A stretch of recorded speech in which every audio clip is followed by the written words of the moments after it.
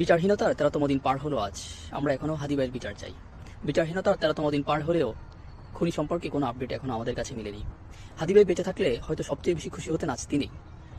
তারেক রহমানের স্বদেশ প্রত্যাবর্তনে হাদি ভাইয়ের চেয়ে বেশি হয়তো অন্য কেউ খুশি হতেন না। বাসা থেকে উপজেলা বিএনপির অফিস তখন 1 থেকে 2 মিনিট দূরে নর্থ সিটিতে, এবং আমার পুরো পলিটিক্যাল জার্নিটা বিএনপির হাত ধরে, যার ফলে শহীদ প্রেসিডেন্ট জিয়াউর রহমান বেগম জি ওনাদেরকে বিএনপির বাইরেও প্রচন্ড ভাবে ওনাদের প্রতি এক ধরনের ভালোবাসা। এটা ছোটবেলা থেকে আমি যখন কম পলিটিক্স বুঝি তখন আমি তাদেরকে ভালোবাসি। হাদি ভাইয়ের হত্যাকাণ্ডের বিচার নিশ্চিত করার জন্য কথা বলে যান, লিখে যান। কোনোভাবেই হাদি ভাইয়ের এই বিচারের দাবিটুকু থেকে আমাদের পিছিয়ে আসা যাবে না। নির্বাচনের পূর্বেই এই সরকারকে হাদি ভাইয়ের বিচার নিশ্চিত করতে হবে। হাদি ভাইয়ের খুনিকে পাকড়াও করে জনগণের সামনে তার যথাযথ বিচার, তার উপযুক্ত বিচার নিশ্চিত করতে হবে।